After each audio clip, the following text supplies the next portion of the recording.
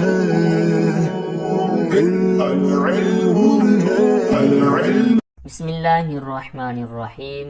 अल्लाहुम्मा अफ्तह अलैना हिकमतक वंशुर अलैना रहमतक या ज़ल जलाली वल इकराम। तो जी नाज़रीन, अल्हम्दुलिल्लाह अज़्ज़ा वजल हिदायतुन नहव जारी सारी है।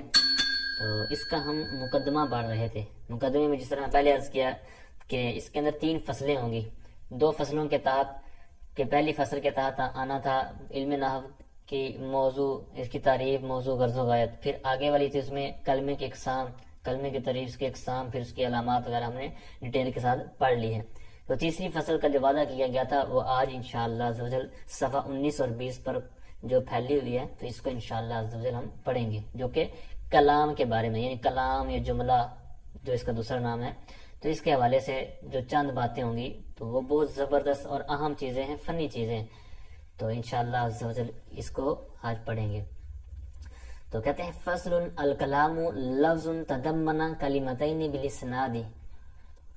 कहते हैं कलाम यानी ये जुमला या कलाम ऐसा लफ्ज़ है जो 2 कलिमों को मुतज़म्मिन हो इस्नाद के साथ। अब इस्नाद के साथ, अब इसके आगे तारीफ मिसालें आ रही हैं, इंशाल्लाह मजीद क्लियर हो जाएंगी। अब इस तारीफ के अंदर ये इस्तिलाही तारीफ है।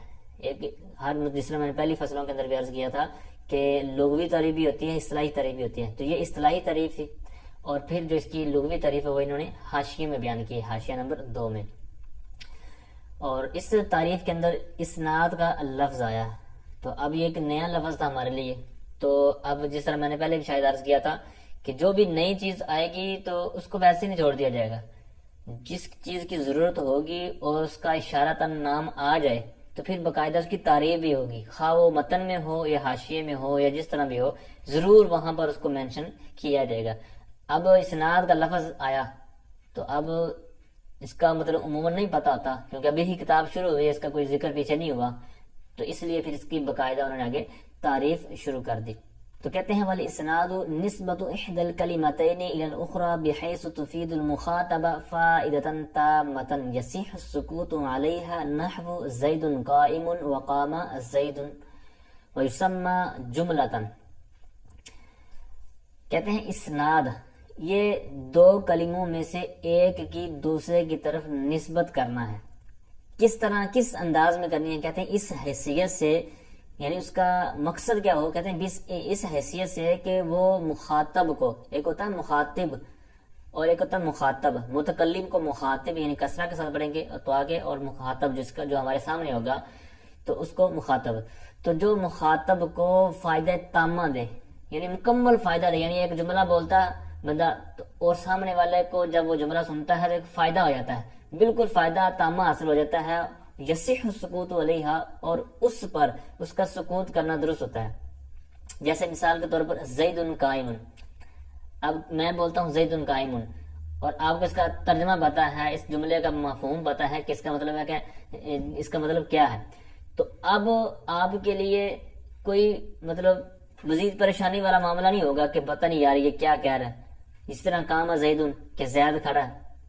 तो अब ये जुमला जब आपको इसका मफहूम पता है, इसका माना पता है, ये जुमला क्या है, तो जब ये चीज आपको पता है तो अब मजीद किसी चीज की गुंजाइश आप नहीं रखेंगे कि यार मुझे कोई शायर और इशारा दो, मुझे कोई और शायर बताओ कि इसका क्या मतलब है या इससे क्या मुराद हो सकता है, मुझे कोई एक हिंट दो। तो इस तरह की कोई नहीं, बल्कि आपका सुकूत भी दुरुस्त होगा और सामने का जो मुखातब है उसको फायदा तामा भी होगा। तो ये इसकी इन्होंने बयान किया कि ये इस्नाद होता है कि एक कलमे की दूसरे की तरफ इस हैसियत से निस्बत करना कि वो मुखातब को, यानी जो सामने वाला है, तो वो उस पर उसको फायदा तामा हो, उसको समझ आ जाए, उसका मफहूम जो आपने जुमला बोला है वो उसके लिए बेकार ना हो। तो इसको दूसरा जो नाम दिया जाता है वो जुमला का दिया जाता है। अब इस पर एक इन्होंने नीचे हाशिये में बहुत जबरदस्त बात बयान की, हाशिया नंबर 4 के तहत। एक तो ऊपर भी इन्होंने बात बयान की थी कि जिस तरह 2 मिसालें दी ना, ज़ैदुन काइमुन और कामा ज़ैदुन, तो हाशिया नंबर 3 में इन्होंने जो बात बयान फरमाई थी, कहते हैं खा ये निस्बत करना पहले की दूसरे की तरफ हो या दूसरे की पहले की तरफ हो। जैसे मतलब कहते हैं कि दूसरे की पहले की तरफ निस्बत करना जैसे जुमला इस्मिया में होता है, और पहले की दूसरे की तरफ निस्बत करना जैसा जुमला फेलिया में होता है। तो इसमें कोई मसला नहीं है कि निस्बत कहाँ से किस तरफ हो रही, इसको नहीं, लेकिन होनी चाहिए। ठीक है। अच्छा, दूसरी बात इसकी चौथे हाशिये में कहते हैं कि نسبت جو مفید نسبت ہوگی نا اس کے لیے 4 چیزوں کا ہونا ضروری ہوتا ہے، اور وہ کون سے ہیں اور ان کی انہوں نے مثالیں دے کر ہمیں سمجھایا۔ نیچے کہتے ہیں ایک ہوتا ہے محکوم علیہ عین کے ساتھ محکوم علیہ، اور ایک ہوتا ہے محکوم بہی، اور تیسری چیز ہوتی ہے نسبت حکمیہ، اور چوتھا ہوتا ہے حکم۔ جیسے مثالیں آپ نے اوپر پڑھی ہیں زید قائم، اس میں یہ چاروں چیزیں کیسے پائی جا رہی ہیں؟ کہتے ہیں جیسے زید جو اس میں لفظ ہے یہ محکوم علیہ ہے، یعنی اس پر حکم لگ رہا ہے نا کھڑا ہونے کا، تو اس لیے یہ محکوم علیہ ہے، اور قائم جو ہے یہ محکوم بھی ہے، یعنی اس کے ساتھ اس کے ذریعے حکم لگ رہا ہے زید پر، یعنی کھڑا ہونے والا جو معنی ہے تو وہ اس کے ذریعے ہے، یعنی قائم کے ذریعے، تو یہ محکوم بھی، محکوم علیہ پہلے اور محکوم بھی یعنی قائم ان کو کہہ رہے ہیں۔ اور پھر تیسری نسبت انہوں نے پیچھے کیا بیان کی تھی 4 چیزوں میں سے، وہ نسبت حکمیہ، تو کہتے ہیں نسبت القیام الی زید نسبت حکمیہ۔ اب یہ جو قیام کی نسبت زید کی طرف ہے تو اس کو نسبت حکمیہ کہتے ہیں، اور ان کے درمیان جو آپس میں رابطہ ہے، کیونکہ چوتھی چیز پیچھے رہ گئی نا حکم، تو ان کا جو آپس میں ایک رشتہ ہے، آپس میں جو ربط ہے، تو اس کو کہتے ہیں حکم۔ تو اب کہتے ہیں کہ یہ جو 4 چیزیں ہیں، یہ 4 کی 4 جو چیزیں ہیں، یہ جملہ اسمیہ ہو یا جملہ فعلیہ ہو، کوئی بھی جملہ ہو وہاں پر یہ پائی جائے گی۔ تو یہاں پر جو انہوں نے گنوائی ہے جملہ اسمیہ کے طور پر زید قائم پر سارا انہوں نے یہ تقسیم کاری کر کے ہمیں بتایا ہے۔ اس کو آپ اوپر والا جو جملہ دوسرا تھا قام زید، اس پر بھی فٹ کر سکتے ہیں تو آپ کو یہ کلیئر ہو جائے گا۔ تو بہرحال فعلم ان الکلام لا يحصل الا من اسمین نحو زید قائم ويسمى جملة اسمیة او من فعل واسم نحو قام زید ويسمى جملة فعلیة۔ معروف باتیں ہیں جو آپ نے پہلے پڑھ لی ہیں کہ ایک جملہ آپ کے سامنے میں بیان کروں، جس طرح 2 پیچھے مثالیں گزری ہیں زید قائم، تو آپ سے اگر پوچھا جائے کہ یہ کون سا جملہ ہے تو یقیناً آپ نے اگر خلاصۃ النحو یا کوئی بھی ایک ابتدائی کتاب پڑھی ہے تو آپ کو فوراً پتہ چل جائے گا کہ کیونکہ ابتدائی اسباق کے اندر یہ چیزیں سکھا دی جاتی ہیں کہ بھائی یہ اسم کی علامت پائی جا رہی ہے شروع والے میں، اور یہ شروع میں اسم لکھا ہوا ہے تو لہٰذا یہ جملہ اسمیہ ہوگا۔ آگے والی مثال قام زید، تو اس میں چونکہ قام فعل جو شروع میں ہے تو لہٰذا یہ جو ہم نے ابتدائی چیزیں پڑھی ہیں تو اس لحاظ سے یہ فعلیہ ہوگا۔ تو یہاں پر اسی کو ایک تعریف عبارت کی صورت میں لکھا ہوا ہے۔ تو جس طرح میں نے پہلے عرض کیا کہ یہ ساری چیزیں اگر آپ کو ابتدائی یاد ہوگی نا تو یہ آپ کے لیے بس وہی چیزیں ہوں گی لیکن ان کو عربی میں کنورٹ کیا گیا ہوگا۔ تو یہاں پر دیکھ لیں آپ کے سامنے عبارت ہے، کہتے ہیں کہ پس معلوم ہوا کہ کلام حاصل نہیں ہوتا مگر مطلب حاصل نہیں ہوتا لیکن ہوتا ہے تو پھر کن سے حاصل ہوتا ہے، یعنی کوئی بھی کلام، یعنی جو پیچھے بات ہوئی نا کلام کسے کہتے ہیں، تو پیچھے والی تعریف ہے اسی کو یہاں پر آپ نے ذہن میں رکھنا ہے کہ جو ابھی ہم نے پچھلے صفحے پہ پڑھی، یعنی کہتے ہیں پس معلوم ہوا کہ کلام حاصل نہیں ہوتا۔ یہ کیسے معلوم ہوا؟ یہ وہی نسبت وغیرہ جو میں نے ڈیٹیل آپ کو عرض کیا نا، تو کلام حاصل نہیں ہوتا مگر حاصل ہوتا ہے تو پھر کن سے حاصل ہوتا ہے؟ 2 صورتیں ہیں، وہی جو 2 جملہ اسمیہ جملہ فعلیہ ہوتا ہے، کہتے ہیں الا من اسمین، یا تو جو جملہ آپ کے سامنے ہوگا وہ 2 اسموں پر مشتمل ہوگا، الا من اسمین، یعنی کلام حاصل ہوگا 2 اسموں سے، جیسے کہتے ہیں زید قائم۔ اب یہاں پر زید بھی اسم ہے، اب علامتیں وغیرہ آپ نے پچھلی فصل کے اندر پڑھ لی تھی تو آپ ان کو ذہن ملائیں کہ یہاں کون سی علامت ہو سکتی ہے۔ قائم ان پر بھی اسم کی علامت ہے، لہٰذا یہ 2 اسم ہیں اور ان کے اوپر وہ 4 چیزیں بھی پائی جا رہی ہیں جو میں نے پہلے عرض کیا نا، تو وہ لہٰذا یہ کلام مکمل ہوگا، یعنی اس کا فائدہ تامہ حاصل ہوگا۔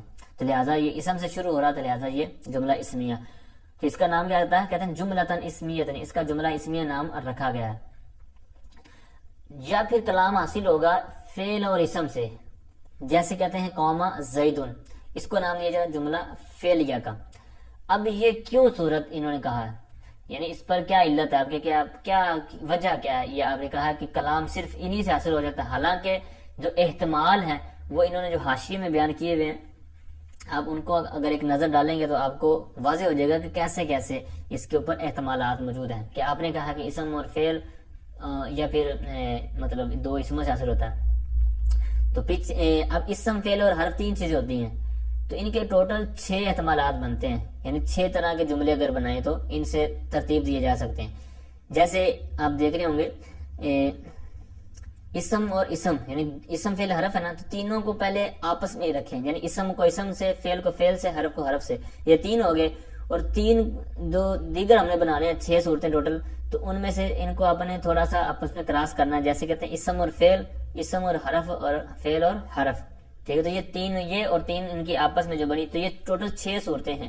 تو کہتے ہیں کلام ان میں سے جن سے پورا حاصل ہوتا ہے وہ اسم اور فعل سے ہے۔ اب یہ جو 2 باتیں انہوں نے اوپر دعویٰ کیا ہے کہ کلام انہی سے حاصل ہوتا ہے، تو اس پر پھر آگے اس کی وضاحت بھی کر رہے ہیں، گویا کہ ایک دلیل اور ایک علت بیان کر رہے ہیں، کیونکہ کہتے ہیں لا یوجد المسند والمسند الیہ معا فی غیرہما، کہتے ہیں کیونکہ مسند اور مسند الیہ یہ اکٹھے نہیں پائے جاتے ان صورتوں کے غیر میں، علاوہ میں، اور کلام کے لیے ان دونوں کا ہونا ضروری ہے، تو لہٰذا یہ ہم نے جو صورتیں بیان کی ہیں یہ اس دعوے کے مطابق ہماری درست ہیں اس علت کے حساب سے۔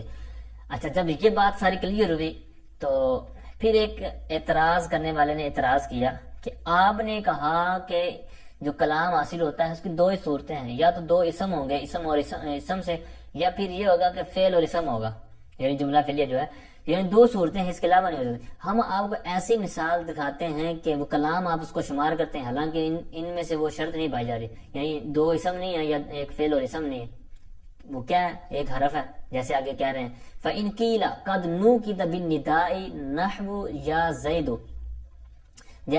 جیسے کہتے ہیں کہ اگر یہ کہا جائے کہ تحقیق ندا کے ساتھ، یعنی جیسے یا زیدو، یا اس طرح اور بھی کئی آپ مثالیں لے سکتے ہیں اس طرح کی، تو کہتے ہیں کہ اس سے آپ کا جو دعویٰ ہے کہ حصر والا، یعنی اسم اور اسم، یعنی اسمین اور فعل اور اسم والا، کہ ان سے کلام حاصل ہوتا ہے، تو اس سے تو آپ کا یہ جو حصر کرنا ہے یہ ٹوٹ جاتا ہے، تو یہ ٹوٹ گیا۔ کہتے ہیں کہ اس کا ہم نے جواب کہہ دیا، کہتے ہیں قلنا، ہم نے کہا حرف الندا، یعنی جو حرف ندا کا آپ نے بات کی ہے، یہ قائم مقام ادعو و اطلب، یہ جو حرف ہے آپ کی بات ٹھیک ہے، یہ حرف ندا ہے، لیکن یہ خود نہیں مراد ہوتا، بلکہ ادعو اور اطلب، یعنی یہ جس کے تحت فعل ہوتے ہیں تو یہ ان کے قائم مقام ہوتا ہے، تو لہٰذا جملہ پھر کیا بن جائے گا؟ یا زیدو کو کہہ دیں گے ادعو زیدن، اسی طرح اطلب زیدن، یعنی بلکہ کہتے ہیں کہ ادعو جو، یا ہم نے اطلب نکالنا ہے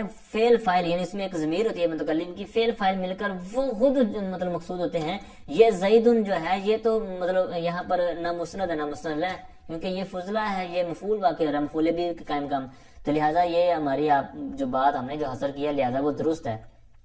اور یہ جو حرف ہے ہم نے جو قائم مقام بتایا وہ الفعل، اور وہ فعل ہے، لا فلا نقد علیہ، تو اس پر کوئی نقد وارد نہیں ہو سکتا۔ اچھا، ایک بات تو انہوں نے کر دی نا معترض نے، حرف ندا والی، ایک محشی نے نیچے بیان کیا حاشیے کے اندر کہ جو ندبہ ہوتا ہے جس کے اندر ندا، جو یہ رونے پیٹنے والی جو معاملات ہوتے ہیں، اس کے آپ نے پورے ڈیٹیل پڑھی ہوئی ہے، تو اس کا پھر کیا کریں گے؟ تو اس کا بھی اسی طرح جواب ہے کہ وہ جو واو ندبہ والی ہوتی ہے، جیسے مثال کہتے ہیں وا زیدہ، یا اسی طرح اور دیگر مثالیں، تو یہاں پر جو واو ہوتی ہے یہ عطافت جاؤ کے مطلب قائم مقام ہوتی ہے، تو یہ وہاں پر بھی یہ اگر اعتراض ہو تو وہاں اس کا پھر جواب دیا جا سکتا ہے، ٹھیک ہے۔ فَإِذَا فَرَغْنَا مِنَ الْمُقَدَّمَةِ فَلْنَشْرَ فِي الْأَقْسَامِ الثَّلَاثَةِ وَاللَّهُ الْمُوَفِّقُ وَالْمُعِينُ، اور جب ہم مقدمے سے فارغ ہوئے تو چاہیے کہ ہم اقسام ثلاثہ میں شروع ہوں، اور اللہ ہی، واللہ، اور اللہ توفیق دینے والا اور معین ہے، واللہ الموفق والمعین، اللہ توفیق دینے والا ہے اور معین یعنی مددگار ہے، ٹھیک ہے۔ تو جی ناظرین، یہ تھا ہمارا آج کا سبق۔ اللہ تعالیٰ سے دعا ہے کہ اللہ تعالیٰ ہمیں یہ جو علم نحو کو ہم پڑھ رہے ہیں، سیکھ رہے ہیں، وجہ کیا ہے کہ ہم قرآن و حدیث کا فہم حاصل کریں، قرآن و حدیث کو سمجھیں، تو اللہ تعالیٰ اس نیت کی وجہ سے اللہ تعالیٰ ہمارے لیے آسانیاں پیدا فرمائے، آمین بجاہ